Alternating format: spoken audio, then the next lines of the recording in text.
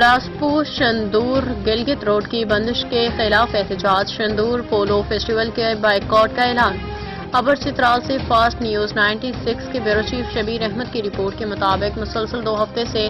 بند راسپور Shandur road کی عدم بحالی کے خلاف ہر چین میں عمائدین راسپور نے احتجاجی مظاہرہ کیا، جس میں شندور پولو فیسٹیول 2025 کے مکمل بائیکاٹ اور لاسپور کے خیبر پختونخوا سے نکال کے گلگت بلتستان میں ضم کرنے کا مطالبہ۔ احتجاجی اجتماع سے خطاب کرتے ہوئے معروف سیاسی رہنما پاکستان پیپلز پارٹی چترال اپر کے سینئر نائب صدر سہروردی خان نے کہا کہ 2025 میں بھی اپنے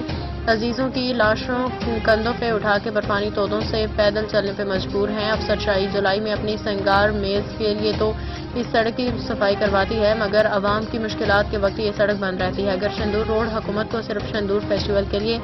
درکار ہے تو ہم آج سے شندور کا مکمل بائیکاٹ کرتے ہیں۔ احتجاج میں شریک ادیر احمد خان نے کہا کہ اگر ان کی مسائل کو حل بونی چترال یا پشاور میں نہیں تو گلگت بلتستان میں شمولیت ہی بہتر راستہ ہوگا۔ شاہ خان نے حکومت کو تنقید کا نشانہ بناتے ہوئے کہا کہ ڈپٹی اسپیکر ووٹ مانگنے وقت خود کو لاسپور کی بیٹی کہتی ہے، مگر آج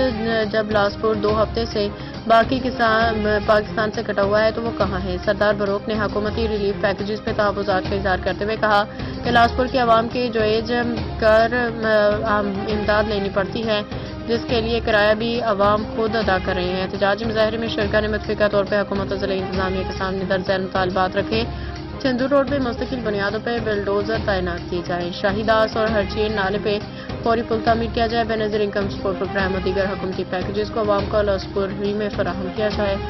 زمین کے معاوضے کی رقم فوری طور پر متاثرین کو ادا کی جائے، بصورت دیگر کام نہیں کرنے دیا جائے گا۔ مظاہرین نے اعلان کیا کہ اگر حکومت نے فوری اقدامات نہ کیے تو آل پارٹیز اجلاس بلا کے شندور پولو فیسٹیول 2025 کے انعقاد کو روکنے کے لیے راہ عمل طے کیا جائے گا۔